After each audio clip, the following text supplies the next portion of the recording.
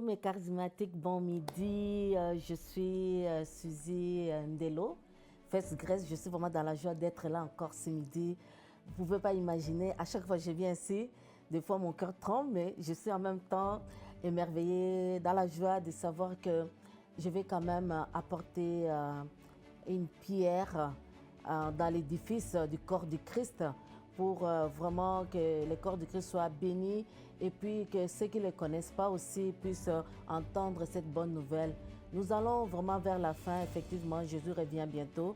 Comme je l'ai toujours dit, on le dit, mais un jour, on sera surpris qu'il sera déjà là. Et puis, voilà. Donc, nous faisons notre part et nous croyons que ça va au loin, ça touche le cœur. Merci pour les réseaux sociaux, merci aussi pour, parce qu'il y a du bon côté et du mauvais côté, mais merci encore pour cette plateforme et que ça amène l'évangile plus loin. Nous, on est au Canada, précisément à Montréal. Alors, l'évangile va aller plus loin qu'on ne peut penser il y a de cela 20 ans, 30 ans. Mais aujourd'hui, maintenant que je suis ici, vous êtes en train de me suivre de partout. Alors, sans plus tarder, je vous salue vraiment dans le nom précieux de mon Seigneur Jésus. Et que celui-là qui a été ressuscité d'entre les morts, alors c'est celui-là que nous sommes venus vraiment apporter la bonne nouvelle.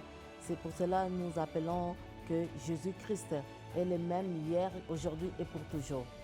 Alors, ce midi, je ne serai pas trop long. Je commence à réduire pour que vous ayez vraiment le temps de ruminer la parole. Parce que quand c'est trop là, des fois, les gens ne restent pas longtemps. Des fois, les gens n'obtiennent pas ce qu'il faut. Mais on veut être bref, concis et puis vraiment donner ce qu'il faut. Alors, vraiment, je suis dans la joie d'être là ce midi. Comme d'habitude, je ne suis pas seule. Je suis avec mon équipe qui se performe tous les jours que Dieu a fait, il se donne corps et âme. Alors, j'aimerais vraiment qu'ils soient vraiment honorés, qu'ils soient vraiment récompensés à leur juste valeur, parce que je sais que Dieu les utilise. Moi, ma bouche est là, je suis en train de parler, mais ceux qui sont en arrière, ils sont en train de faire leur travail, parce que toute seule, je ne peux pas en même temps parler, en même temps faire ce qu'ils sont en train de faire. Alors, quelque part, bravo pour cette équipe. Que le Seigneur le bénisse, mais j'aimerais vraiment que ce soit aussi des dons qui viennent de votre part aussi pour bénir cette équipe, pour que cette plateforme s'élargisse. À la fin, vous allez voir en bas de l'écran, on va vous donner des instructions pour suivre, pour si vous voulez envoyer des dons ou si vous voulez envoyer aussi les témoignages aussi, et ça sera bienvenu afin que nous puissions témoigner pour la gloire de notre Seigneur. Donc voilà. Alors, je vous salue, comme j'ai dit tout à l'heure, de partout où vous êtes, vous nous regardez, et des fidèles aussi, les charismatiques. Alors, je vous aime beaucoup, que le Seigneur vous bénisse. Je vous dis allô, bonjour, beauté, abalkani, en tout cas, comment nous y est, que le Seigneur vous voie, que le Seigneur vous localise, que le Seigneur vous fasse du bien. À ce mois d'avril, en tout cas, ce mois a été déclaré mois de la résurrection. Résurrection, résurrection. Résurrection, ça porte problème, ça porte polémique, ça porte discussion, mais nous savons ce que nous savons et que ce que nous savons est la vérité. Christ est ressuscité, véritablement, il a été ressuscité et il est vivant, il vit, mais il vit en nous pour faire les œuvres qu'il a accomplies à la croix et que nous soyons des porteurs de la voix de Dieu. Donc voilà. Alors je vais quand même enchaîner pour cela parce que notre coach, pasteur Fofi, l'apôtre Fofi, il nous a déclaré que ce mois, c'est le mois de la résurrection. Alors je l'entendais parler la semaine pour sur Jean 11, sur l'histoire de Lazare. J'ai beaucoup aimé cela. Alors, je vais un peu entrer aussi là-dedans. Alors, prêtez-moi attention pour quelques minutes qui me restent. Il y avait un homme malade, Lazare, de Béthanie, village de Marie et de Marthe, sa sœur. C'était cette Marie qui oignit de parfum le Seigneur et qui lui essuya les pieds avec ses cheveux. Et c'était son frère Lazare qui était malade. Les sœurs envoyèrent dire à Jésus, « Seigneur, voici celui que tu aimes est malade. Voici que tu aimes, celui que tu aimes Jésus nous aime. Ce n'est pas seulement Lazare. Lazare est passé, mais aujourd'hui encore, Jésus t'aime. Jésus t'aime au-delà parce qu'il s'est donné lui-même pour toi. Alors, après avoir entendu cela, Jésus dit, cette maladie n'est point à la mort, mais elle est pour la gloire de Dieu, afin que le Fils de Dieu soit glorifié par elle. Cette maladie n'est point à la mort, mais elle est pour la gloire de Dieu. Une maladie qui n'est point à la mort, mais une maladie qui sera pour la gloire de Dieu. Et moi, je vais te dire ce midi, peu importe ce que tu souffres, peu importe ce que tu as, sache que la maladie ne va pas t'amener à la mort. Cette maladie va être quelque chose qui va donner gloire à Dieu. Même si un de tes organes dans ton corps ne fonctionne pas, même si tu as des problèmes de poumons, je sais qu'est-ce que c'est avoir des problèmes de poumons. Tes reins, ton sang, ou plein d'autres choses que je peux imaginer, peut-être ton corps souffre. Je parle de la maladie. Mais sache que Dieu dit que cette maladie n'est point à la mort. J'aimerais que tu saches, en ce mois de la résurrection, cette maladie ne t'amènera pas à la mort. Juste enlève l'inquiétude. Ne mets pas l'inquiétude dans ton cœur. Sache qu'il y a un Dieu. Et ce Dieu-là est Jésus-Christ de Nazareth, qui est l'espoir des cas désespérés. Alléluia. Alors, pour gagner le temps, on va aller au verset 21. Vous connaissez l'histoire. Quand Jésus est arrivé, et Marthe, la sœur de Lazare, dit à Jésus, « Seigneur, si tu eusses été là, mon frère ne serait pas mort. Mais maintenant même, je sais que tout ce que tu demandes à Dieu, Dieu te l'accordera. » Jésus lui dit, « Ton frère ressuscitera. » Il y a une chose que Marthe ne savait pas, que Jésus-Christ, il était là pour une cause, pour que le nom de Jésus soit glorifié. Parce qu'il avait dit, cette maladie n'est point à la mort, mais elle est pour la gloire de Dieu. Mais Marthe et Marie n'avaient pas saisi la révélation. On parle de la révélation. La révélation fait une différence dans notre vie. Et quand nous comprenons la parole de Dieu et que nous ayons la révélation, tout change. Et la révélation était donnée, mais Marthe n'avait pas saisi la révélation. Alors, regarde, écoutez son langage, si tu eusses été. Donc, pour dire que si tu étais venu plus tôt, Lazare ne serait pas mort. Là, maintenant, il est mort. À quoi bon? À quoi bon? Écoutez l'histoire. Je sais, lui répondit Marthe plutôt, qu'il ressuscitera à la résurrection au dernier jour. Donc pour eux, ils savaient que Jésus va ressusciter le jour où il sera mort. Mais pour maintenant, Lazare ne pourra pas ressusciter parce qu'il est déjà mort et Jésus n'est pas encore mort. Et Jésus était vivant.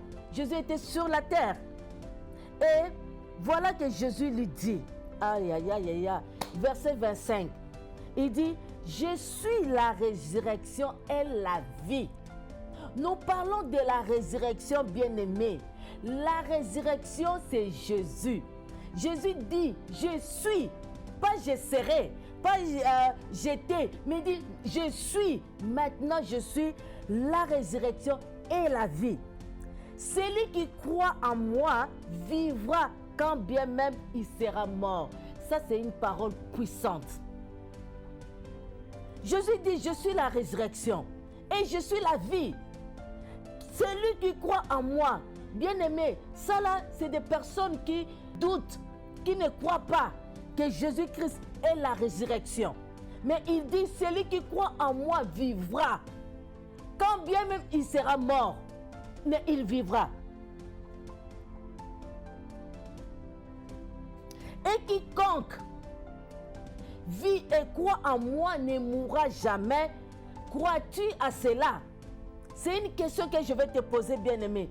Crois-tu à cela? Quiconque vit et croit en moi ne mourra jamais. Ça veut dire quoi? Ça veut dire que si tu acceptes le Seigneur Jésus-Christ comme ton Seigneur et ton Sauveur, sache que tu vivras et tu ne mourras pas, même si la mort physique t'atteint. C'est ça. Mais la vie spirituelle, après la mort, il y a une vie et toi tu vivras. Tu ne seras pas dans la géhenne du feu, mais tu seras avec Jésus. Parce qu'il est la vie. Après la mort, il y a une vie. Tout ne s'arrête pas à la mort physique.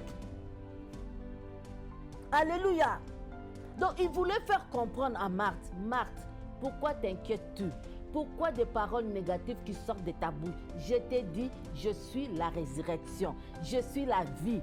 Donc crois en moi, je ne suis pas venu en retard. Je sais ce que je suis en train de faire. Alors toi qui souffres là où tu es, là où tu te dis que c'est trop tard, je n'ai personne, je n'ai plus rien, je pleure sur ma situation. Il n'y a personne qui peut m'aider, il n'y a personne qui peut me faire du bien.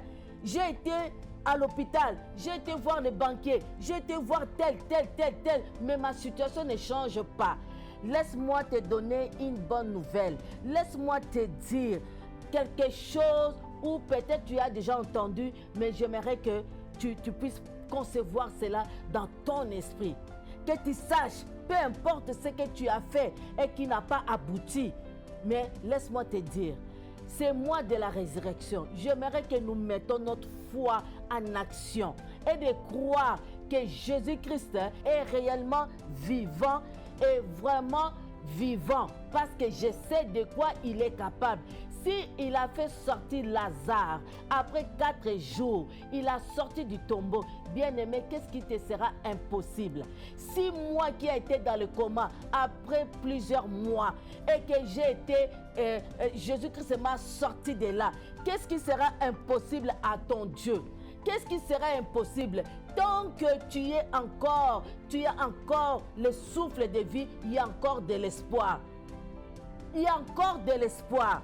Et je ne crois pas que ce Dieu-là va te laisser ainsi, parce qu'il est celui qui était mort, il est ressuscité d'entre les morts.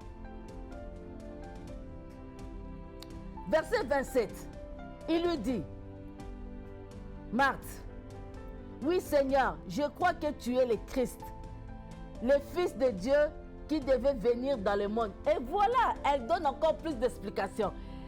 Donc, je comprends la dimension à laquelle il comprenait cette révélation, elle était limitée. Pour elle, là, impossible que Lazare sorte du tombeau. Et Pasteur Fofi en avait bien expliqué. Et j'étais extrêmement béni, parce qu'il y avait beaucoup de révélations. Il a même dit, votre problème, s'il était dans les cercueils, vous voyez là les cercueils, et votre problème va sortir. J'ai dit, mince, merci Seigneur. Parce qu'il y a des situations qui sont déjà dans les cercueils. Il y a des situations qui sont déjà dans les cercueils. Et puis on s'est dit, bon, ok, c'est fini pour moi là, il n'y a plus d'espoir. Mais il y a l'espoir. Comme je l'ai dit tout à l'heure, Jésus est l'espoir des cas désespérés. Et moi, je suis une des évidences de Jésus. Je suis un témoignage vivant. Et je sais qu'est-ce que ce Dieu-là est capable de faire. Alors, j'aimerais que tu t'associes avec cette parole et avec la foi que je suis en train de te transmettre. Ne baisse pas les mains. Alléluia. Verset 39, il dira, ôtez la pierre. Marthe, la sœur du mort, lui dit, Seigneur, il sent déjà, car il y a 4 jours qu'il est là-dedans. Il sent déjà. La sœur du mort. Pasteur Fofi disait, la mort, c'est le chômage, c'est la pauvreté, c'est la maladie. Alors, moi j'ajoute encore, Marie dit, il sent déjà. C'est quoi qu'il sent déjà? Ton problème, peut-être tu vas te dire, Pasteur Suzy, mon problème sent déjà. Ma situation, elle sent déjà. Qu'est-ce qui est mort en toi? ton corps, qu'est-ce qui ne fonctionne pas bien? Dans ton foyer, qu'est-ce qui ne fonctionne pas bien? Dans ton travail, qu'est-ce qui ne fonctionne pas bien? Qu'est-ce qui n'a plus de vie dans ce que tu vis? Voilà. Dans ce que tu es en train de faire, qu'est-ce qui ne fonctionne pas bien? Quand les médecins te disent telle chose, quand les banquiers te disent quoi, tu n'es pas qualifié, quand l'école ne va pas bien, l'école de tes enfants ne va pas bien, ou toi-même si tu es à l'école que ça ne va pas bien, et que ton travail, tout ce que tu fais, rien ne marche, tes projets n'aboutissent à rien, tu fais un projet après un autre, un projet après l'autre, que ça n'aboutit à rien. J'aimerais te dire, ce midi, ne lâche pas. On est au mois de la résurrection. Même si on te dit que tu ne peux pas, tu ne vas pas arriver, que tu n'as pas de compétences, que tu n'as pas de capacités. Ah, pauvre diable, c'est un menteur.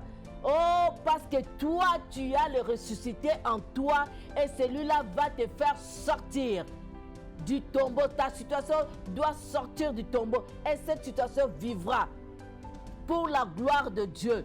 Pour la gloire de Dieu, comme il a dit, cette maladie n'est point à la mort, mais elle est pour la gloire de Dieu. Et je crois que ce midi, tout ce que tu es en train de traverser, même si 4 jours plus tard, je peux le mettre comme 4 semaines, comme 4 mois, comme 4 ans. Comme aussi, ben, je ne dirais pas 40 ans là, parce que c'est...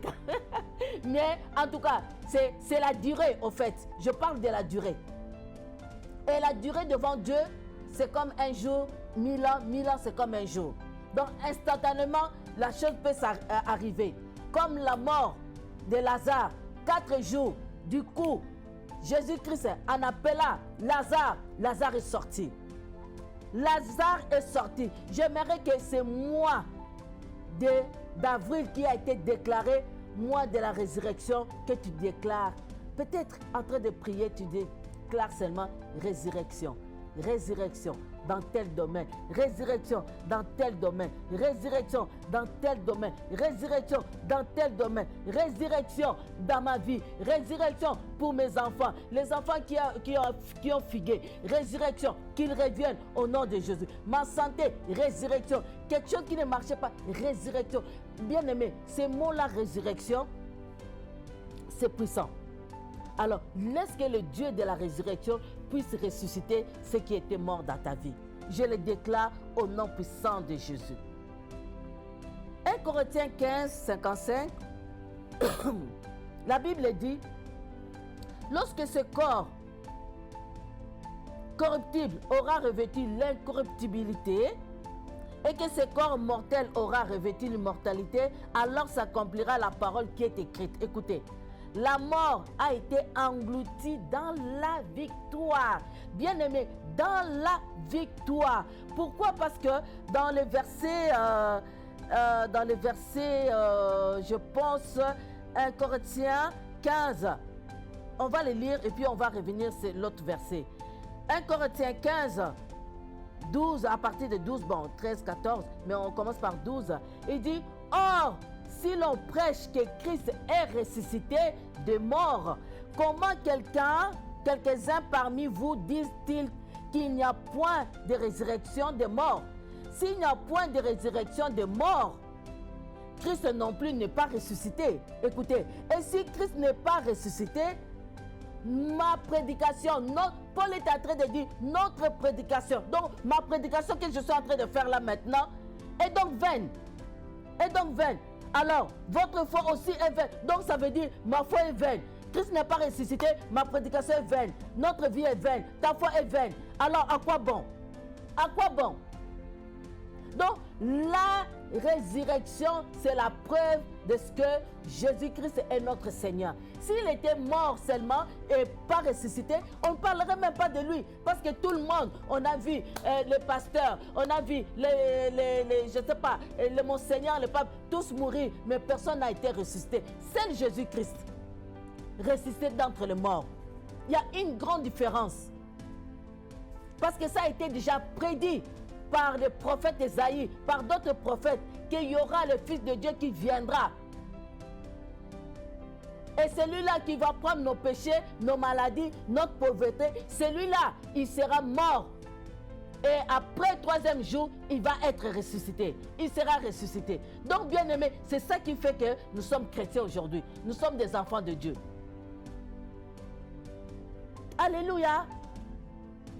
C'est tellement puissant. Nous devons nous accrocher à cette parole qui nous donne de l'assurance, qui nous dit, si la prédication, notre prédication, si Christ n'était pas ressuscité, donc la prédication sera vaine. Et notre foi aussi sera aussi vaine. Bien aimé, alléluia. Donc pour dire que là où nous sommes sur la bonne voie.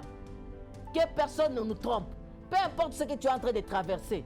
Si Lazare, après 4 jours, il a été ressuscité, alors combien plus forte raison, moi, né de nouveau, le Saint-Esprit est en moi. Non, non, non, non, non. Il suffit seulement d'avoir la foi. On nous a prêché sur la foi. L'heure de la foi est revenue. Bien aimé, je vous suggère de suivre ça parce que notre foi sera toujours boostée. Alléluia. Nous revenons sur le verset que j'avais avant. Alléluia. Dans 1 Corinthiens 15, je pense. Alors, il dit, mort. La mort a été engloutie dans la victoire. La victoire est certaine pour montrer que la mort a été engloutie. Il dit, mort, où est ta victoire? Mort, où est ton aiguillon? L'aiguillon de la mort, c'est le péché, et la puissance du péché, c'est la loi. Toutes ces choses-là, bien aimés, l'aiguillon de la mort, donc le péché, la puissance du péché, parce que le péché a une puissance. Quand le péché t'accroche, alléluia, pour t'en débarrasser, il faut seulement la puissance de Jésus-Christ. Ça, c'est là, bien aimé. Par tes propres forces, là, tu ne pourras rien. Donc, j'ai une bonne nouvelle pour toi. Alors, si tu acceptes le Seigneur Jésus comme ton Seigneur et ton Sauveur, c'est là où tu verras que la puissance de la parole de Dieu, de la révélation, de l'œuvre rédemptatrice va te relever, va te libérer, va te délivrer. Ô mort, où est ta victoire? Ô mort, où est ton aiguillon? L'aiguillon de la mort. Oh, alléluia. C'est le péché. La puissance du péché. Et c'est la loi. C'est le dernier ennemi que Christ a gagné, a vaincu à la croix de Golgotha. Mort. Maladie. Où est ta force?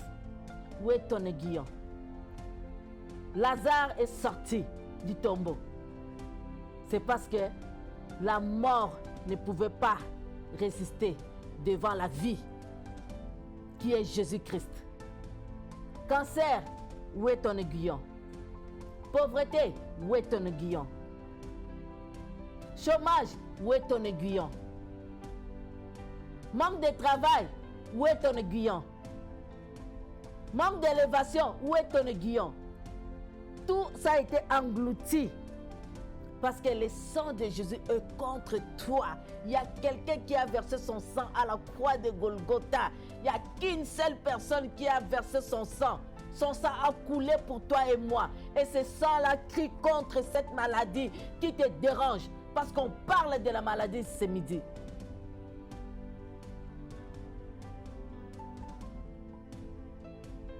Alléluia. J'aimerais que tu te regardes en toi. Oui, certes, tu pourras me dire, pasteur, si tu savais. Oui, si tu savais. Et si tu savais ce que moi j'ai traversé. Ou peut-être que l'autre à côté de toi traverse. Vous ne pouvez pas imaginer comment est-ce que le Seigneur peut transformer des choses où toi-même tu te dis c'est fini, mais lui il vient. Et quand il vient, il fait bien les choses. Peut-être les hommes méditent du mal contre toi, mais il y a quelqu'un qui médite de bonnes choses pour toi. Et j'aimerais te rassurer. J'aimerais te mettre vraiment dans les bains de la foi, de savoir que toutes ces paroles ne sont pas vaines. Toutes ces paroles ont une puissance. Et la puissance de la parole, c'est la vie. Et la vie, quand il rentre, il donne la victoire. Et je le crois de tout mon cœur, c'est pour ça que je le déclare. Bien-aimé, toi qui es en train de me suivre, j'aimerais que vraiment tu sois sincère envers toi-même. Il n'y a aucune personne, bien-aimé, il n'y a aucune, quand je dis aucune, qui peut te donner la vie éternelle. Et cette vie éternelle-là, ça commence d'abord par la vie terrestre. Ta vie ne sera plus jamais pareille. Même si l'ennemi vient comme un fleuve, mais l'Esprit de Dieu qui est en toi le mettra en fuite. Parce que celui qui est en toi, celui qui habite en toi est plus grand, est plus fort que celui qui est dans le monde. Alors, notre prédication, elle vient avec l'Esprit de Dieu. Notre prédication, elle vient pour transformer, changer les cœurs, pour restaurer, pour remonter, pour élever et non pour écraser. Nous refusons l'évangile de condamnation, mais nous voulons donner un évangile puissant, glorieux, qui donne la vie, qui relève les gens et qui fait marcher la tête haute. Ne te laisse pas baisser, ne te laisse pas courber comme cette femme qui était dans la Bible, la fille d'Abraham. Elle ne connaissait pas son identité, elle marchait la tête courbée. Mais lorsque Jésus est venu pour la relever, il a dit, relève-toi femme. Alors, les gens étaient indignés.